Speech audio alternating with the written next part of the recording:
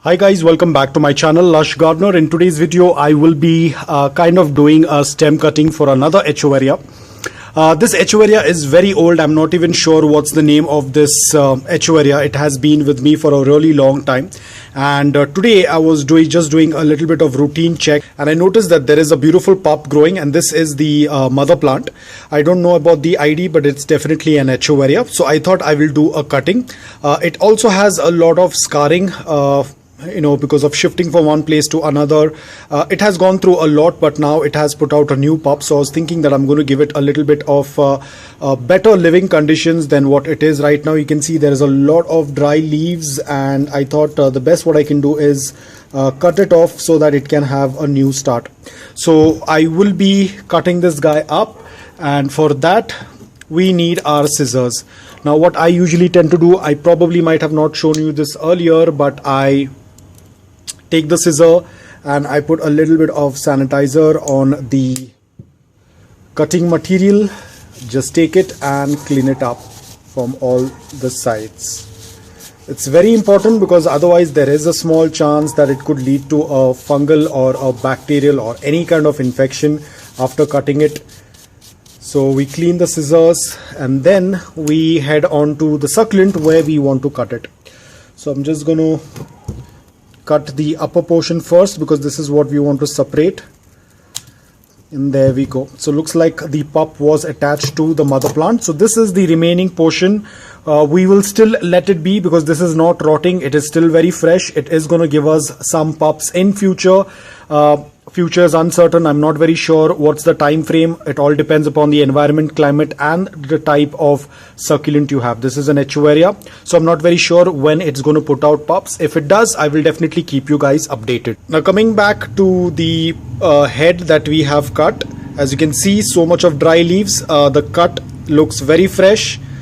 The cut looks very fresh. There is no browning, which means that the stem is very healthy.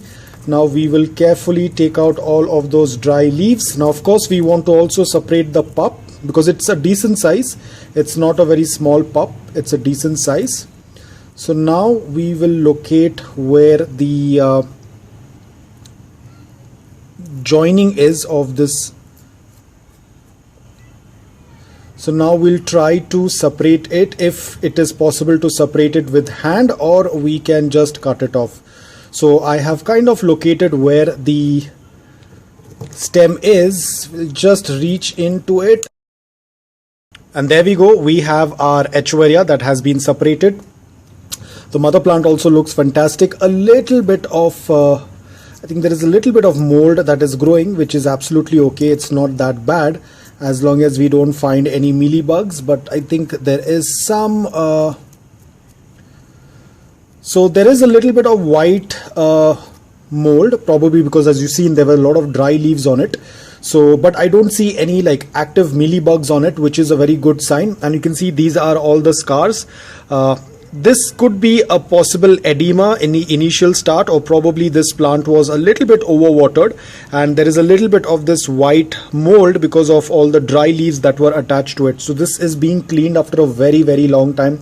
Even I'm not very sure how long back I had done the cleaning or taking out of the leaves. It was just been sitting around for a long time. So luckily there are no mealybugs, just a little bit of white fungus. I was just trying to locate it, but this is not a mealybug. Looks like some kind of a piece of paint, but overall both of these are looking fantastic. So now the next step, the most important step, both of these will not come in contact with any moisture, any water. It has to be completely pat dry, bone dry for around 2 to 3 days, because that's the process of callus. We have to let it callus. We have to let the cuts heal, the wounds heal. Now this is going to take around 2 to 3 days depending upon your environment and climate. If you want, you can add some dry cinnamon powder. You can add some cinnamon powder on this. I do not have cinnamon powder right now, so it's absolutely okay.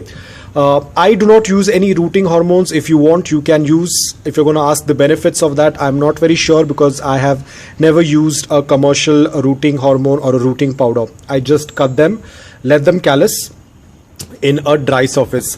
Now over here I'm using some coco peat. This is completely bone dry. There is not even a single drop of water that has been added to it. I will just take these and just keep them on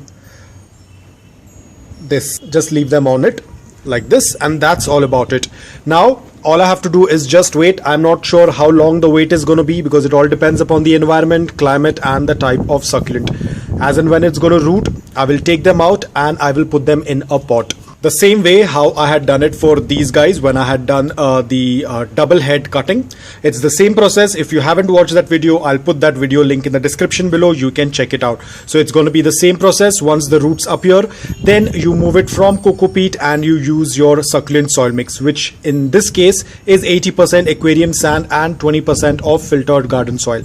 That's all about it. It's pretty simple. Might be a little difficult for a lot of beginners, but it's absolutely fine. As in when you get experience, you will be able to do it more confidently. So I had another question. What do we do with the cuttings? Where do we place the cuttings? The cuttings have to be kept in indirect bright light where there is a good amount of air circulation. Do not keep them in direct sunlight, otherwise they will either get burnt or they will get dehydrated. Talking about this portion, which is the remaining part of the stem in the pot, we will keep it aside. We will also let it callus from above, which will again take 2 to 3 days or depending upon your environment. Once that's done, once you tend to see small little pups coming up, that's when you'll go ahead and water it. Until then, it's not going to be watered and it is going to be kept in indirect but bright light. The same thing goes with these guys as well. They are going to be kept in indirect bright light until they start to root. Once they root, that is when we will transfer it to the succulent soil mix. So guys, I hope that this video was helpful to you. If it was, please hit the like button. If you're new to my channel, please consider subscribing to it. Until then, take care, stay safe and keep propagating.